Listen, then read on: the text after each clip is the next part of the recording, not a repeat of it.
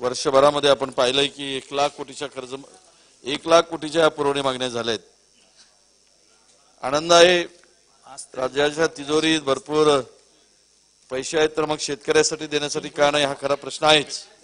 मी बाब क्रमांक महसूल विभागाच्या बाब क्रमांक 60 आणि पृष्ठ क्रमांक 35 आमच्या चंद्रपूर जिल्ह्यातील वीरगाव परिसरातील नाल्यात मोठ्या प्रमाणात रेतीसाठा जमल्याने तस्करांनी धुमाकूळ घातलाय आणि या नाल्यातून शेकडो बराच रेतीचा अवैधरित्या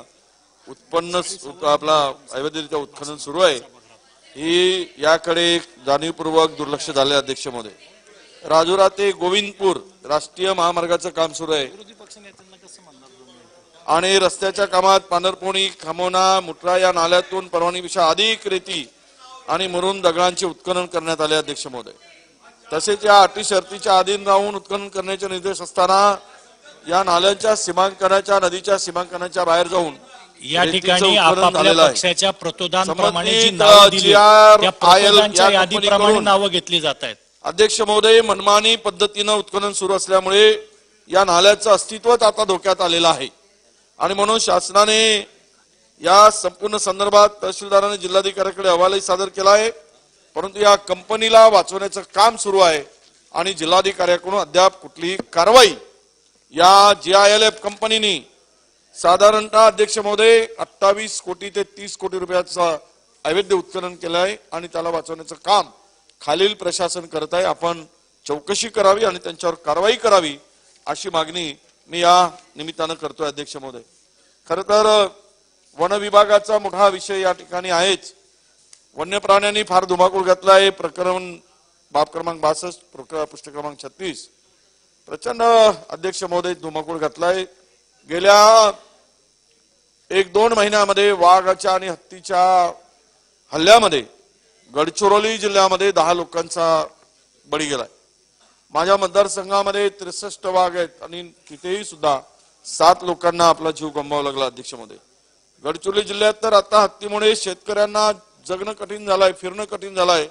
घरामध्ये गावामध्ये हत्ती येतात, मोठा कळप आहे आणि आमच्या सगळ्या लोकांनी तिकडे मोर्चा काढला, या संदर्भामध्ये बंदोबस्त करण्याची मागणी केली, तरी पण त्या ठिकाणी सरकारने कुठलीही काही कारवाई केली नाही। अध्यक्ष महोदय, जंगली वन्य प्राण्यामुळे प्रचंड शेतीचं नुकसान होत आहे। अध्यक्ष महोदय, आणि तुटपुंजी मदत दिली गेली जाते, विशेष करून रानडुकरामुळे, वाईल्ड बोरमुळे हे खातात कमी आणि नासधूस जास्त आणि पूर्ण एकदा शेतात ते कळप गेलं की उद्ध्वस्त होत। मधामध्ये मी वनमंत्र्यांच्याकडे मागच्या वेळेस होते, आताही ते वनमंत्री आहे, तिथे असते तर मी त्यांच्याकडे मागणी केली असती। मला माहित नाही, या सरकारच्या वारंवार मागणी करतो आम्ही की त्या वन्य प्राण्यामध्ये डुकराला मारण्याची परवानगी दिली पाहिजे, पण डुकराचं प्रेम सरकारवर अति दिसतं। इकडे काय एवढं प्रेम आहे की माहित नाही। डुक्कर हा इतका आणि त्यांचं वर्षभरामध्ये 12 पिल्ले पाटीलसाहेब देतात, ते इतकं प्रजनन मोठ्या प्रमाणात आहे आणि नुकसान प्रचंड होऊ नये त्याला मदत मिळत नाही। या संदर्भात शासनाने मात्र कुठे ना कुठेतरी आपल्याला लक्ष घालून माझी विनंती आहे की याला मारण्याची परवानगी दिली गेली पाहिजे, तरच आमचा शेतकरी सुखी राहील। अध्यक्ष महोदय, मी या ठिकाणी मागणी करताना जिथे वाघाचा मोठ्या प्रमाणामध्ये वावर आहे त्या गावांना चॅनलिंग फिनिशिंगचं प्रोटेक्शन द्यावं म्हणून मागणी केली। आम्ही ज्यावेळेस आमचं सरकार होतं त्यावेळेस त्याच्यावर प्रोव्हिजनही केली। नंतरच्या कालावधीमध्ये माननीय त्यावेळेस आत्ताचे मंत्री ते म्हणाले की आम्ही या संदर्भात मदत करू आणि काय 25 लाख रुपये प्रायोगिक 2-3 गावाच्या फिनिशिंगसाठी दिली। त्या गावामध्ये मात्र शेतीचंही प्रोटेक्शन झालं आणि माणसाचंही प्रोटेक्शन झालं। अशा प्रकारे गडचिरोली चंद्रपूर जिल्ह्यातील वनव्याप्त गावामध्ये या चॅनलिंग फिनिशिंगच्या फॉरेस्टच्या बाजूनं प्रोटेक्शन करण्याची आवश्यकता आहे। ते जर आपण करू शकलो तर नक्की मला विश्वास आहे की या प्रमाणात आपण शेतकऱ्याला दिलासा देऊ शकू आणि वन्य प्राण्यापासून माणसाचा जो बळी जातो त्यालाही आपण वाचवण्याचं काम करू। अध्यक्ष महोदय, राज्य वन विभागाच्या वतीनं ऑनलाईन स्वरूपात घेण्यात येणाऱ्या लेखापाल गट क या पदाच्या परीक्षेच्या निकालावर उमेदवाराचा आक्षेप आहे। अध्यक्ष महोदय, लेखापालाची परीक्षा विविध सत्रात घेण्यात आल्याने नियमानुसार कठीण पातळी विचारात घेऊन आणि विविध सत्रातील गुण समायोजित करून समतुल्य निकाल म्हणजेच नॉर्मलायझेशन जाहीर करणे अपेक्षित होते। मात्र सरसकट निकाल जाहीर झाल्याने विद्यार्थ्यांचे प्रचंड नुकसान झालं आहे आणि त्यापासून मेरिटचे विद्यार्थी या ठिकाणी या सगळ्या निकालापासून वंचित राहिलेत.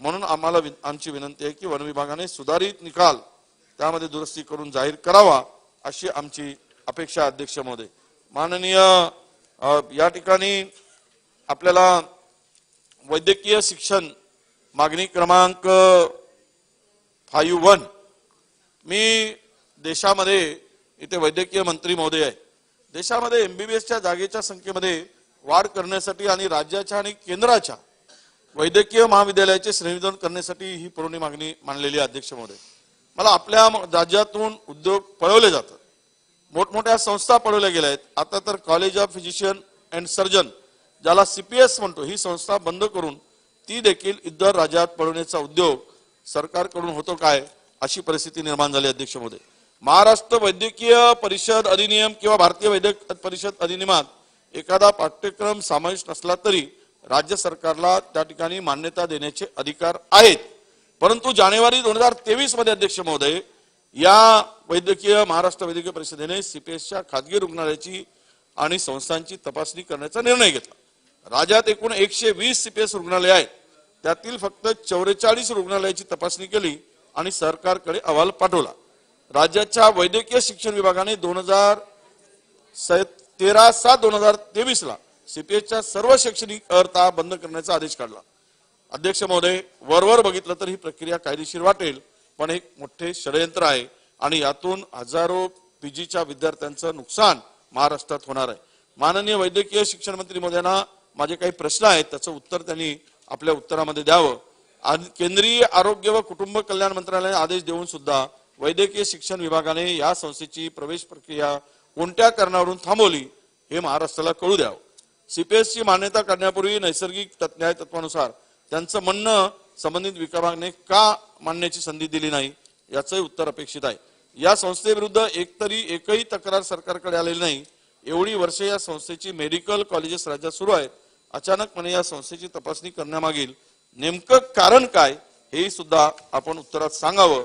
आणि महाराष्ट्र वैद्यकीय परिषद अधिनियमात अशा प्रकारच्या तपासणी करण्याची कोणती तरतूद आहे का आणि ती जर बेकायदेशीर तपासणी करण्याचा निर्णय कोणी घेतला आणि त्याच्यावर आपण कारवाई करणार आहात का.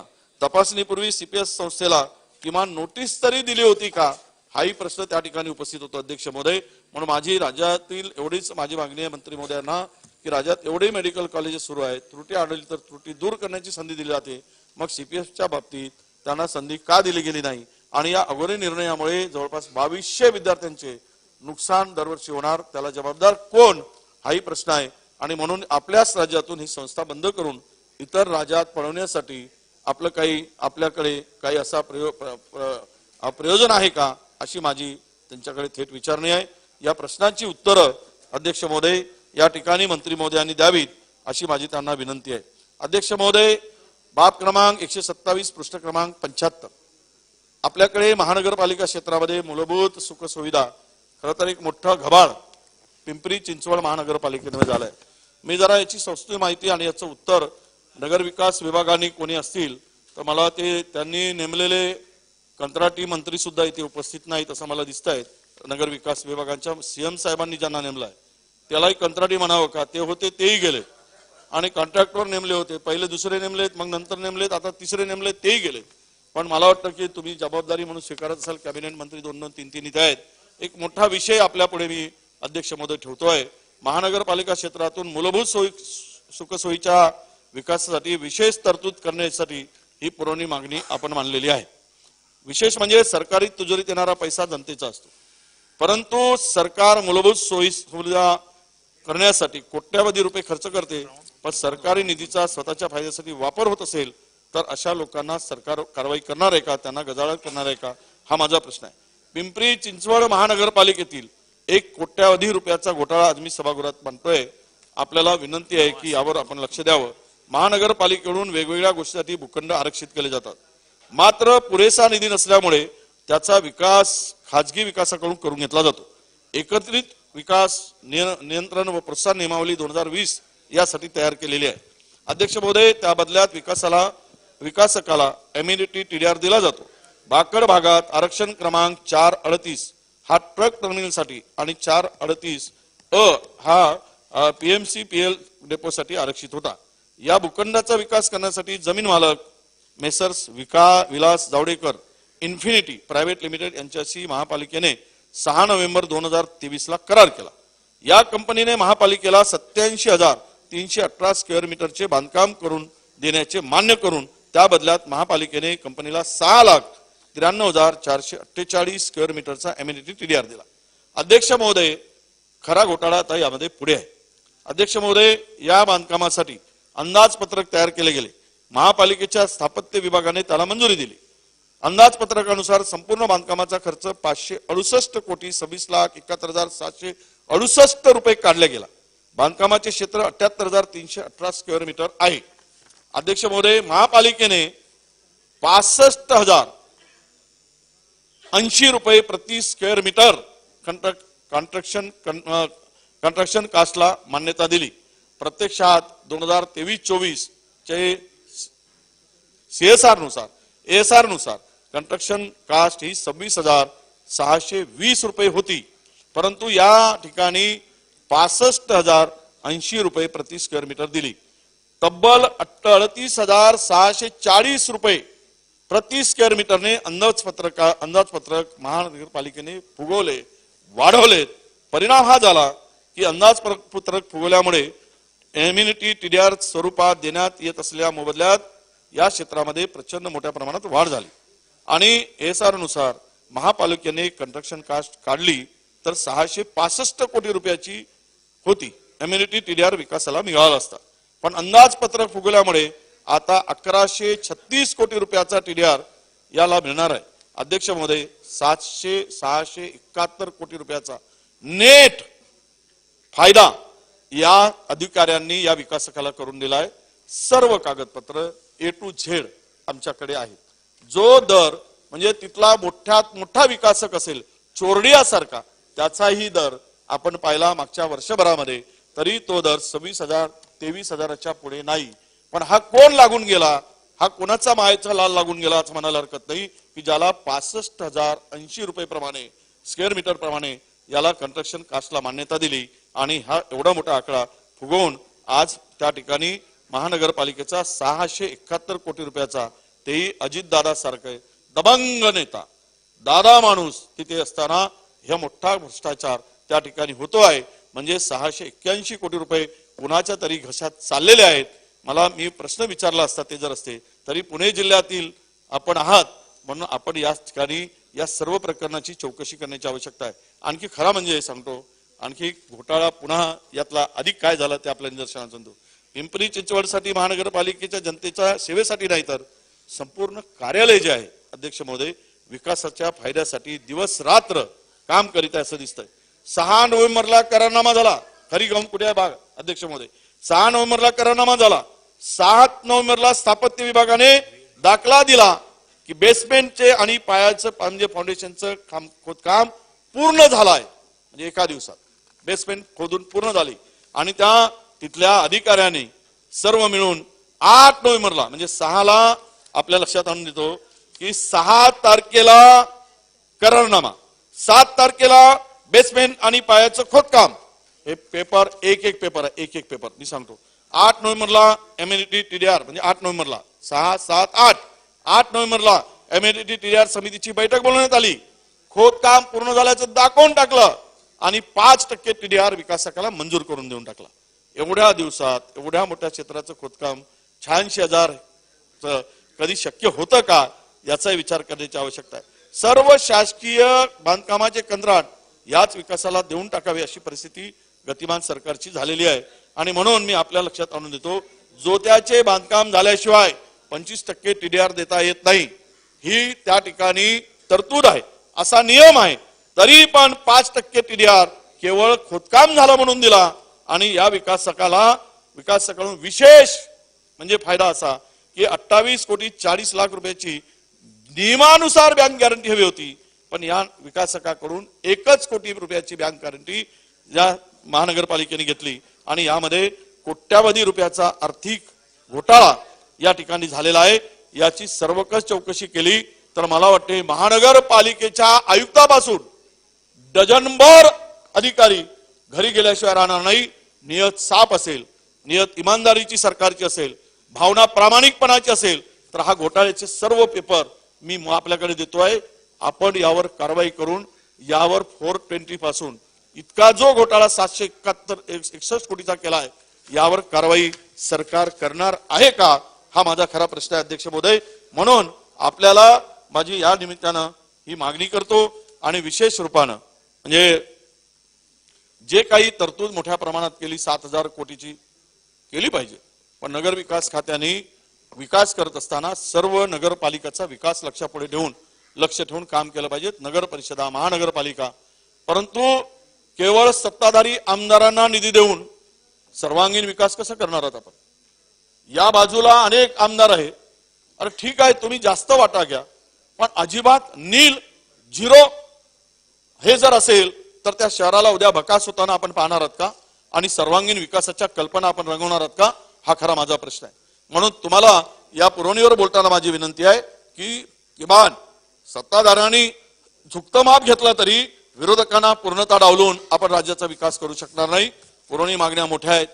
मी आता त्यावर ज्यावेळेस विषय येईल खरं तर त्यावेळेस बोलू आम्ही बजेटच्या वेळेस, पण पूर्णतः नियमाची ऐशी तैशी करून हे सगळं चाललेलं आहे.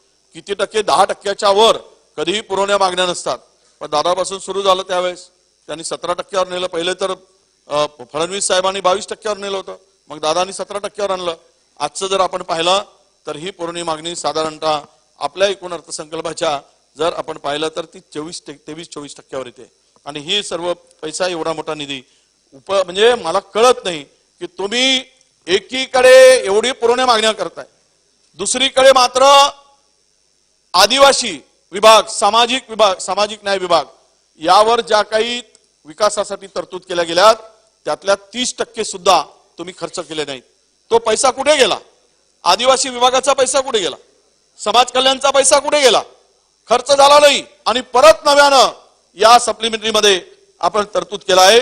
म्हणून माझी मागणी आहे अध्यक्ष महोदय की आपण ही सर्व परिस्थिती लक्षात घेऊन खरं तर आरबीआयच्या रिपोर्टनुसार राज्याच्या थकबाकीच्या दायित्वामध्ये वाढ होताना दिसते, पण नोकर भरती होत नाही. सरकारी बिलं आता मोठ्या प्रमाणात थकलेली आहेत.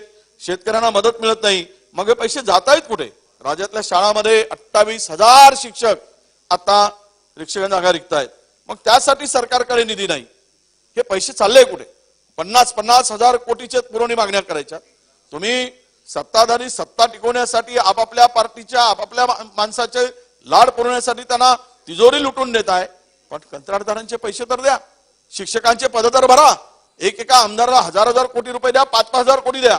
राज्याला खड्ड्यात घाला, राज्य उद्ध्वस्त करून टाका सत्ता टिकवण्यासाठी. सत्ता सर्वोच्च आहे, हेच तुमचं ध्येय आहे. सत्तेशिवाय काही तुम्ही जगू शकत नाही. जसं पाणी मासा पाण्याशिवाय जगू शकत नाही, काही लोकांची वृत्ती झाली आहे. पण ह्या संपूर्ण महाराष्ट्राचं वाटोळ होत असताना आपण ह्या सगळ्या मागण्या करताय. त्याच्या ऑक्टोबर महिन्यातील रिपोर्टनुसार महसुली जमा आणि बजेटच्या अपेक्षेपेक्षा हा महसुली जमा कमी झाला अध्यक्ष महोदय. खरं तर महसुली जमा बजेटमधील 44.33% दरवर्षी होतो, यावर्षी तो 37% आलेला आहे. कुणाचं लक्ष आहे काय? आता यावर सविस्तर बोलता आलं असतं. वेळेचं बंधन आहे, अनेक सदस्य बोलणार आहेत. पण मी जे विषय मांडलेले आहेत त्यावर सामाजिक न्याय विभाग खर्च अजिबात नाही. तुम्ही काय मागासवर्गीयांना खड्ड्यात घालण्याचं पाप करायचं ठरवलंय? आदिवासींच्यावर आतापर्यंत डिसेंबर आला केवळ तुम्ही तरतूद केलेल्या 17% खर्च झालाय. सामाजिक न्याय विभागावर कोणी मंत्री असतील तर सांगावं आणि आकडे माझ्या पुढे द्यावेत. मी आता डिबेट करायला ज्याच्या पुढे बोलायला तयार आहे. केवळ तो खर्च 29% झालेला आहे. म्हणजे पैसे कुठे गेलेत? 14,000 कोटी सामाजिक न्याय विभागावर आपण तरतूद करायची, 8,000 कोटी रुपये ट्रायबल विभागावर तरतूद करायची आणि ते पैशाचा तो पैसा खर्च